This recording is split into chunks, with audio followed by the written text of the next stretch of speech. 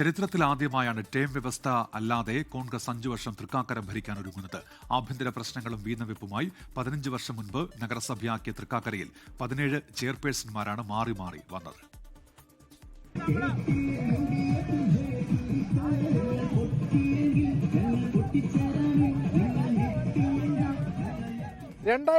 രൂപീകരിച്ച തൃക്കാക്കര നഗരസഭ UDFന്റെ ഉരുക്കുകോട്ടയാണ്.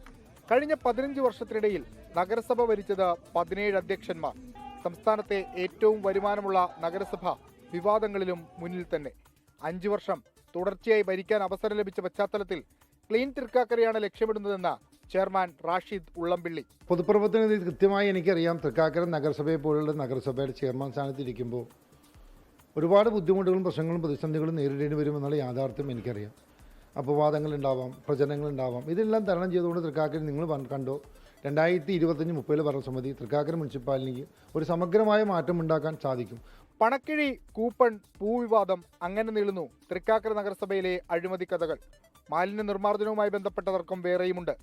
മാസ്റ്റർ പ്ലാനോടുകൂടി ഈ വെല്ലുവിളികൾ മറികടക്കാമെന്ന പ്രതീക്ഷയിലാണ് പുതിയ ഭരണസമിതി. LDFന് 18ഉം 2020ക്ക് 1 സീറ്റും തൃക്കാക്കര നഗരസഭയിലുണ്ട്. 24 കൊച്ചി.